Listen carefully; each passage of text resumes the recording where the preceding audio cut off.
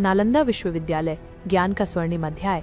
प्राचीन भारत की धरती पर एक ऐसा विश्वविद्यालय स्थापित हुआ जिसने ज्ञान की किरण बनकर विश्व को आलोकित किया।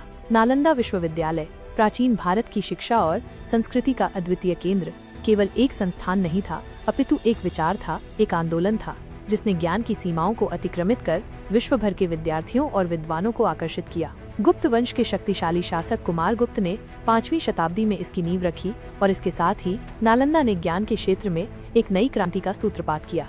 नालंदा की स्थापना ईंटों और पत्थरों पर नहीं, अपितु जिज्ञासा, अनुसंधान और ज्ञान की उत्कट पिपासा पर आधारित थी। यहाँ केवल धार्मिक ग्रंथों का ही अध्ययन नहीं होता था, अपितु ब्रह्मांड के रहस्यों से लेकर मानव शरीर की जटिलताओं तक प्रत्येक विषय पर गहन चिंतन और मनन किया जाता था।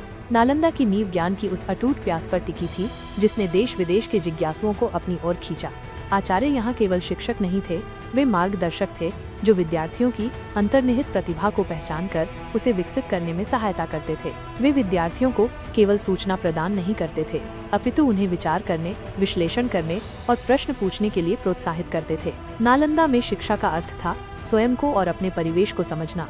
यहाँ तर्कशास्त्र, खगोल विज्ञान, गणित, चिकित्सा और व्याकरण जैसे विषयों की भी उच्च स्तरीय शिक्षा प्रदान की जाती थी, जिससे विद्यार्थियों का सर्वांगीण विकास सुनिश्चित होता था। विद्यार्थियों को केवल सैद्धांतिक ज्ञान ही नहीं दिया जाता था, अपितु उन्हें विभिन्न कलाओं और शिल्पों में भी प्रशिक्षित किया जाता था, जिससे वे जीवन के विविध क्षेत्रों में सफलता प्राप्त कर सके। नालंदा में प्रवेश परीक्षा अत्यंत कठिन होती थी, जिसमें उत्तीर्ण होने के बाद ही विद्यार्थी यहाँ शिक्षा ग्रहण कर सकते थे। इस कठिन प्रक्रिया का उद्देश्य ये सुनिश्चित करना था कि केवल प्रतिभाशाली और समर्पित विद्यार्थी ही नालंदा में प्रवेश पा सके, जिससे शिक्षा की गुणवत्ता बनी रहे। इस प्रवेश प्रक्रिया ने ये सुनिश्चित किया कि नालंदा में केवल वही विद्यार्थी प्रवेश पा सके जो वास्तव में ज्ञान की पिपासा रखते थे और जो शिक्षा को एक पवित्र कर्तव्य समझते थे। नालंदा का गौरवशाली पुस्तकालय, जिसे धर्मगंज कहा जाता था, ज्ञान का अथाह सागर था। कहा जाता है कि इसकी 9 मंजिलों में लाखों ग्रंथ थे जो न केवल विभिन्न धर्मों और दर्शनों से संबंधित थे, अपितु विज्ञान, खगोल विज्ञान, गणित, चिकित्सा, तर्कशास्त्र और व्याकरण जैसे विषयों के भी भंडार थे।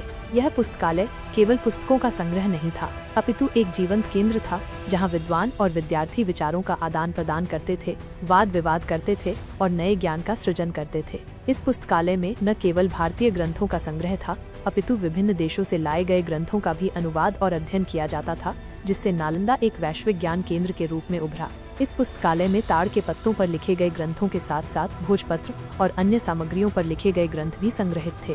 ग्रंथों को सुरक्षित रखने के लिए विशेष व्यवस्था की गई थी, जिससे वे लंबे समय तक सुरक्षित रह सके। पुस्तकालय की व्यवस्था अत्यंत सुचारू थी, जिससे विद्यार्थियों और आचार्यों को अपनी आवश्यकता अनुसार ग्रंथ आसानी से मिल जाते थे।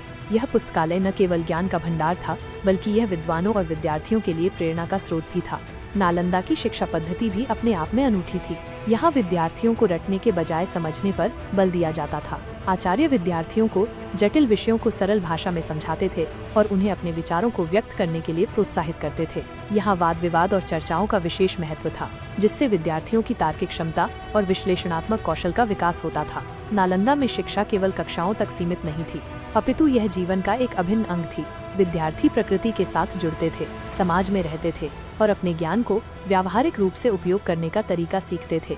उन्हें विभिन्न कलाओं जैसे कि चित्रकला, मूर्तिकला और संगीत का भी प्रशिक्षण दिया जाता था, जिससे उनके रचनात्मक और सौंदर्यबोध का विकास होता था। नालंदा में विद्यार्थियों के सर्वांगीण विकास पर विशेष ध्यान दिया जाता था। उन्हें न केवल बौद्धिक रूप से बल्कि शारीरिक और मानसिक रूप से भी स्वस्थ रहने के लिए प्रोत्साहित किया जाता था। विद्यार्थियों को योग, ध्यान और अन्य शारीरिक गतिविधियों में भाग लेने के लिए प्रेरित किया जाता था, जिससे उनका शरीर स्वस्थ और मन शांत रहे। नालंदा की शिक्षा पद्धति ने विद्यार्थियों को न केवल ज्ञानी बनाया, बल्कि उन्हें एक बेहतर इंसान भी बनाया। नालंदा की ख्याति इतनी विस्तृत थी कि दूर दूर देशों से विद्यार्थी यहाँ ज्ञान प्राप्त करने के लिए आते थे। चीन, जापान, कोरिया, तिब्बत और मध्य एशिया से विद्यार्थी यहाँ रहकर अध्ययन करते थे। प्रसिद्ध चीनी यात्री हुएनसांग, जिन्होंने नालंदा में कई वर्षों तक अध्ययन किया, ने इस विश्वविद्यालय की विद्वत्ता और वैभव का विस्तृत वर्णन किया है। उन्होंने नालंदा को ज्ञान का प्रकाश स्तंभ और आचार्यों को अद्वितीय प्रतिभा का धनी बताया। हुएनसांग ने अपनी यात्रा वृत्तांत में नालंदा के विस्तृत विवरण के साथ साथ यहाँ के आचार्यों और विद्यार्थियों के जीवन शैली का भी वर्णन किया है। उन्होंने नालंदा को एक ऐसे स्थान को हर संभव सहायता प्रदान की जाती थी। नालंदा एक अंतर्राष्ट्रीय विश्वविद्यालय था, जहां विभिन्न संस्कृतियों और विचारधाराओं के विद्यार्थी एक साथ रहकर अध्ययन करते थे, जिससे सांस्कृतिक समझ और सद्भाव को बढ़ावा मिलता था। विभिन्न देशों से आने वाले विद्यार्थियों के लिए आवास और भोजन की उत्तम व्यवस्था थी। नालंदा में एक विशाल छात्रावास था जिसमें विद्यार्थियों के रहने और अध्ययन करने की सभी सुविधाएं उपलब्ध थी। ये छात्रावास एक लघु विश्व की तरह था, जहां विभिन्न देशों और संस्कृतियों के विद्यार्थी एक साथ रहते थे और एक दूसरे से बहुत कुछ सीखते थे। नालंदा ने अपने 800 वर्षों के गौरवशाली इतिहास में अनेक महान विद्वानों, दार्शनिकों और वैज्ञानिकों को जन्म दिया, जिन्होंने भारत और विश्व की ज्ञान परंपरा को समृद्ध किया। आचार्य नागार्जुन, आर्यदेव, वसुबंधु और दिंगनाग जैसे विद्वानों ने नालंदा में अध्ययन और अध्यापन करके बौद्ध धर्म और दर्शन को नई दिशा प्रदान की।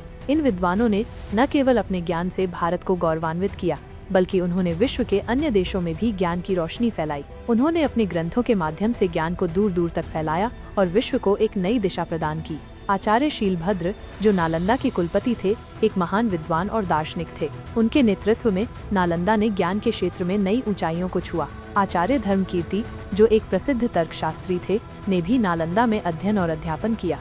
उनके तर्कशास्त्र पर लिखे गए ग्रंथ आज भी महत्वपूर्ण माने जाते हैं।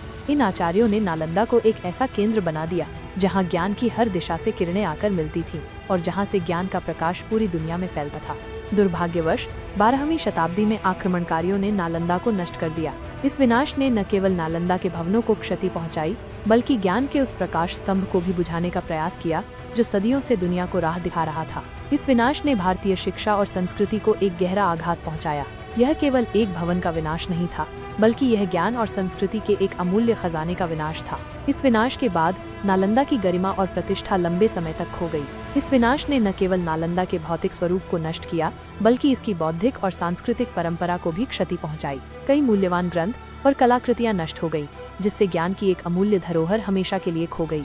इस घटना ने यह स्पष्ट कर दिया कि ज्ञान और संस्कृति की रक्षा कितनी आवश्यक है और हमें अपनी विरासत को संजोकर रखने के लिए कितने सतर्क रहने की आवश्यकता है। नालंदा का विनाश एक दुखद घटना थी, लेकिन इसने हमें यह भी सिखाया कि ज्ञान और शिक्षा की ज्योति को कभी बुझने नहीं देना चाहिए। हमें अपनी सांस्कृतिक विरासत को संजोकर रखना चाहिए और ज्ञान के प्रसार के लिए हमेशा प्रयासरत रहना चाहिए। नालंदा भले ही नष्ट हो गया, लेकिन इसकी शिक्षा और इसके आदर्श आज भी हमें प्रेरित करते हैं।